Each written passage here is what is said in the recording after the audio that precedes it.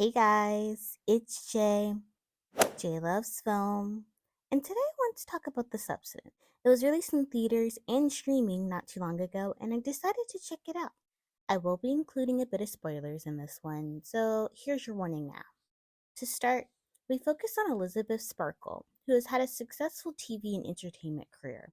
However, she is pushed out of her role on a fitness show on her birthday by the producer due to her age. She specifically ends up accidentally overhearing the producer's poor remarks of her for lasting so long in her career for her age. Understandably, this upsets Elizabeth, and while distraught, she ends up getting in an accident. This leads to her being introduced to one of the medical staff, who gives her a flash drive that provides information about the substance. Intrigued by what she sees, Elizabeth calls the number on the hard drive and goes to a shady looking building, where she gets a box that contains the substance. Concerningly enough, it has limited instructions, but Elizabeth injects the activator in the box anyway and causes a younger clone version of herself to emerge, that Elizabeth is now currently in. She then engages in a pattern of having to switch bodies between her original self and other self, now named Sue.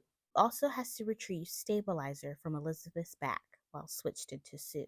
This has become a problem as Sue becomes quickly successful after she replaces Elizabeth's spot on her show, and Elizabeth is able to see this large difference in the treatment she receives while switched into Sue, who's adored by everyone, whereas when she's in her original body, she receives different treatment and instead is dismissed or disrespected.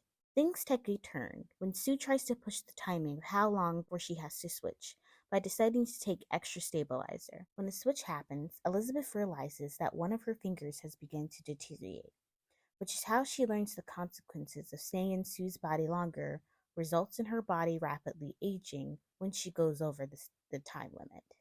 In an attempt to find fun while being her original body, she sets up a date with her old classmate. However, she becomes burdened by trying to feel the same confidence while being in Sue's body, which unfortunately results in her not going on the date and to pick up on poor eating habits. This becomes concerning to Sue, who deals with the leftover food aftermath, which is then when Sue and Elizabeth grow to despise each other and no longer see each other as one. To make things worse, after Elizabeth destroys the house while seeing Sue on TV, Sue then decides she no longer wants to switch and decides to stockpile on stabilizer fluid from Elizabeth. The movie fast forwards through 3 months to Sue preparing to host the New Year's Eve show and runs out of stabilizer from Elizabeth, and later learns that the fluid regenerates when she switches. I'll hold off on giving away the ending, but I will say this was definitely an intriguing film. It does shine a light on society's viewpoint on aging and the connection to beauty, especially to how people are valued and treated in society. How Elizabeth and Sue are valued and treated by other people is how Elizabeth sees herself. In a way, she becomes destructive of her own self for the sake of Sue or to maintain her youth.